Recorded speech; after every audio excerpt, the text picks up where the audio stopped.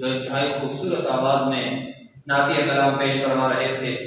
ابھی میں خطاب کے لیے دعوت دے رہا ہوں خطیب جامعہ مسجد ابتوال مولانا ایوب کوڑنگی صاحب کو کہ وہ تشریف لائے اور خطاب پیش فرمائیں۔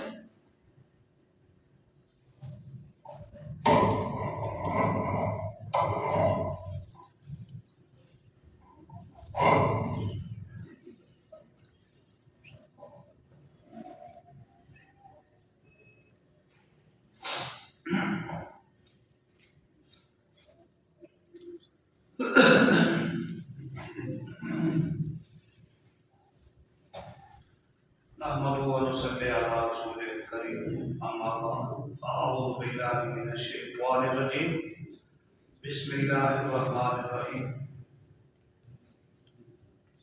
معزز سامعین، علماء کرام، طلباء کرام، آج مدرسہ عبیدیہ کا سالانہ پروگرام ہے۔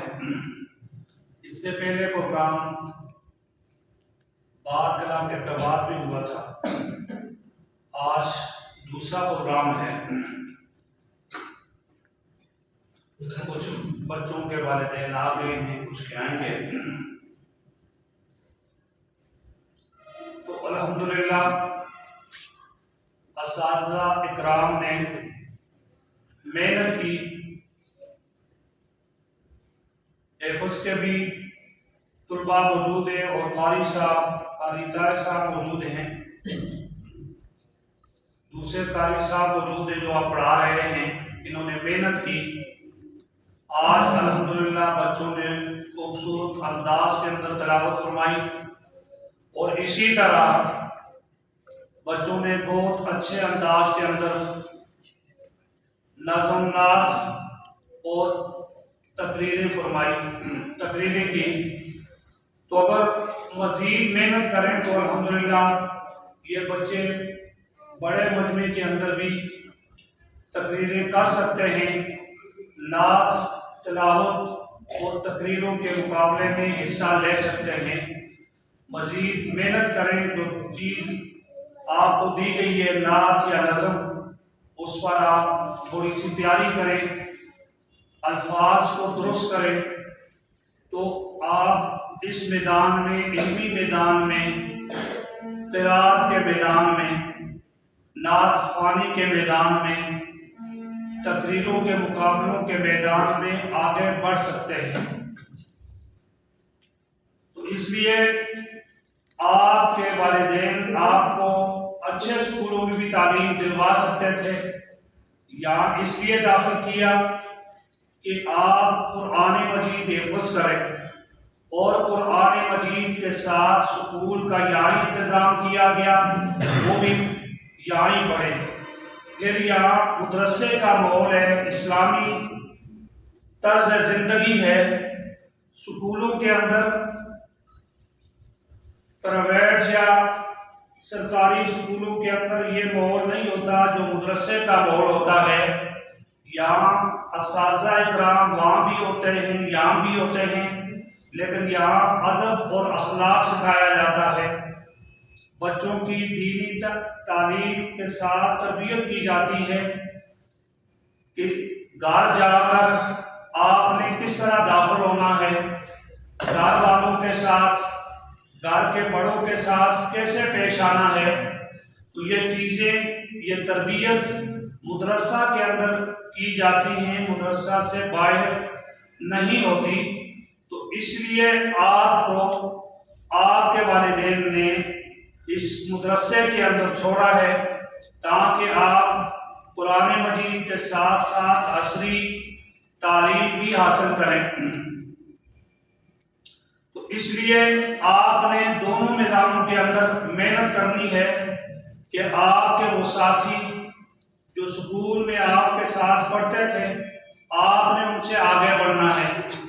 مدرسے میں جو دوسرے بچے آپ کے رشتہ دار یا آپ کے محلے گلی کے بچے دوسرے مدرسوں میں پڑھتے ہیں، آپ نے محنت کر کے ان سے آگے بڑھنا ہے۔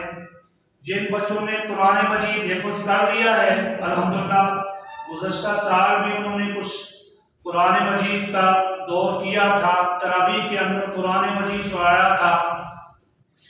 اس رمضان کے اندر بھی الحمدللہ وہ پوری طرح تیار ہیں کہ ان کی ترتیب بنائی ہوئی ہے، وہ قرآن مجید یہاں ہی سنائیں گے، ان کا انتظام کیا ہوا ہے۔ تو جن کے پارے زیادہ ہیں وہ اپنی منزل کی کوشش کریں، جن کے پارے کم ہیں وہ سبق زیادہ یاد کریں، اور جن کے کی لفظی غلطیاں ہیں یا قرات میں غلطیاں ہیں تجوید کی، وہ اس کو درست اور صحیح کرنے کی کوشش کریں۔ آپ کی کلاس کے اندر، آپ کے مدرسے کے اندر جو بچہ اچھی طرح تلاوت کرتا ہے، مثلا عبداللہ ہے، حافظ قرآن ہے، بہت اچھی تلاوت کرتا ہے، تو آپ بھی سیکھیں کہ ہم عبداللہ کی طرح تلاوت کریں یا اس سے بھی اچھی تلاوت کریں۔ شرارتوں میں تو آپ ایک دوسرے سے آگے بڑھنے کی کوشش کرتے ہیں، لیکن تلاوت میں، نعت میں، تقریر میں جو اچھی کرتا ہے آپ اس سے بھی اچھے کرنے کی اور آگے بڑھنے کی جو ہے وہ کوشش کریں، تو اللہ کی مدد ہوگی، پھر اس علمی میدان کے اندر آپ آگے بڑھیں گے۔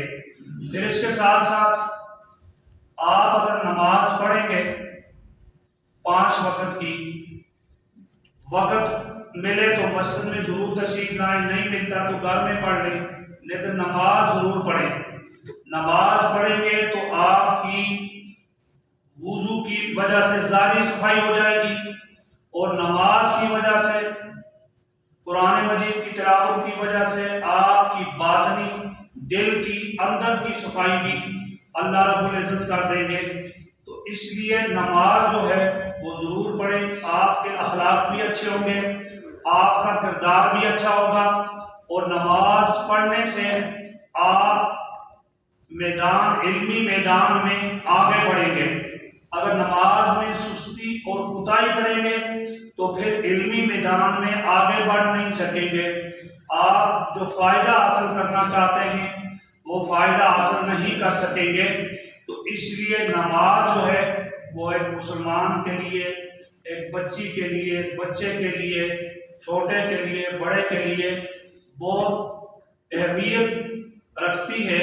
تو اس لیے نبی اکرم صلی اللہ علیہ وسلم نے نماز کو بنیاد قرار دے دیا۔ نماز پڑھیں گے تو قبر کے عذاب سے بھی بچ جائیں گے، نماز پڑھیں گے تو آخرت کے عذاب سے بھی بچ جائیں گے۔ نماز نہیں پڑھیں گے تو قبر میں بھی عذاب ہوگا، آخرت کے اندر بھی عذاب ہوگا۔ پھر اس کے ساتھ ساتھ گھر میں آپ کے والدین ہیں، بڑے بھائی ہیں، بڑی بہنیں ہیں، تو ان کے نام نہ لیں، انہیں بھی اچھے القاب کے ساتھ پکاریں، اچھے اخلاق کے ساتھ پکاریں، ان کے ساتھ بدتمیزی نہ کریں، ان کے ساتھ بد اخلاقی نہ کریں۔ اور ماں، آپ کا ابو اور امی جو بات کہیں اس کو بالکل قبول کریں، وہ آپ کی بہتری اور آپ کے فائدے کے لیے ہے۔ اگر آپ ان کی باتوں میں ضد کریں گے، نہیں مانیں گے، تو آپ کا نقصان ہوگا، آپ کو پھر نقصان اٹھانا پڑے گا، کچھ نہ کچھ آپ کا نقصان ہوگا۔ تو اس لیے والدین کی ہر بات کو ماننا ہے۔ پھر اساتذہ جو بات کہیں کہ یہ سبق کس طرح پڑھنا ہے، فلاں ٹائم پہ آنا ہے، آپ نے فلاں کام کرنا ہے، تو فوراً وہ کام آپ نے کرنا ہے۔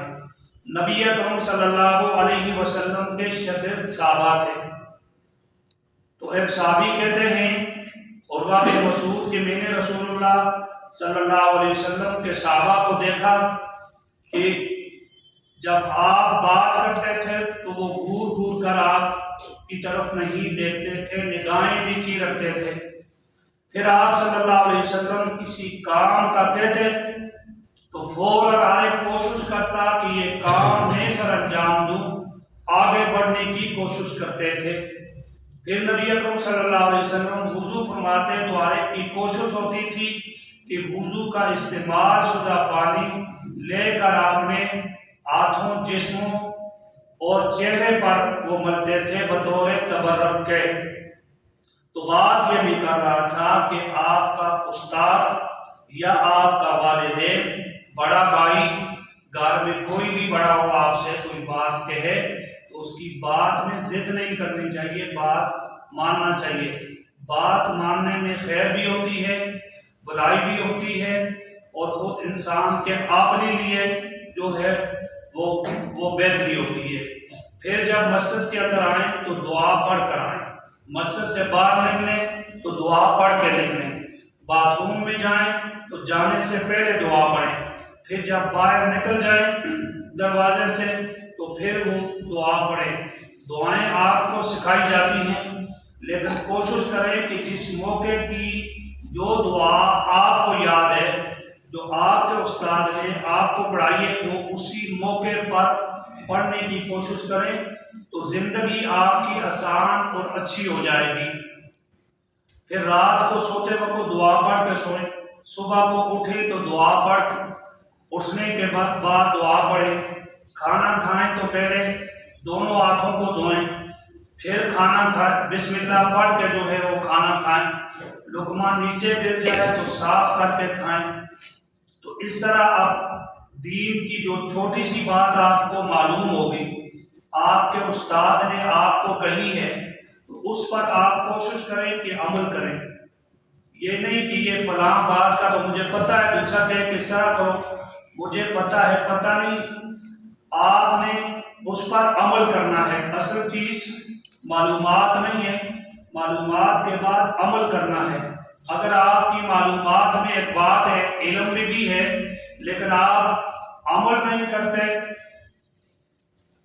اس طریقے پر چلتے نہیں ہیں، تو پھر آپ کو اس علم کا، اس دینی بات کا، اس حدیث کا کوئی فائدہ نہیں ہے۔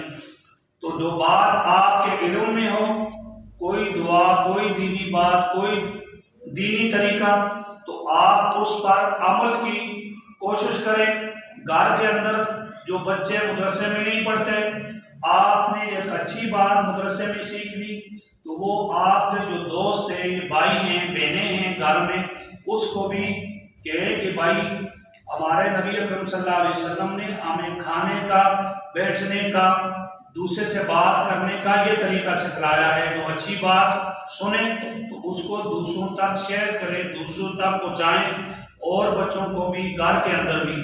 اگر آپ کے گھر میں کوئی نماز نہیں پڑھتا تو اس کو کہیں کہ بھائی نماز پڑھیں، نماز نہیں پڑھیں گے تو پھر عذاب کا، جہنم کی عذاب کا، آگ کا سامنا آپ کو کرنا پڑے گا، جہنم کی آگ کے اندر پھینک دیا جائے گا۔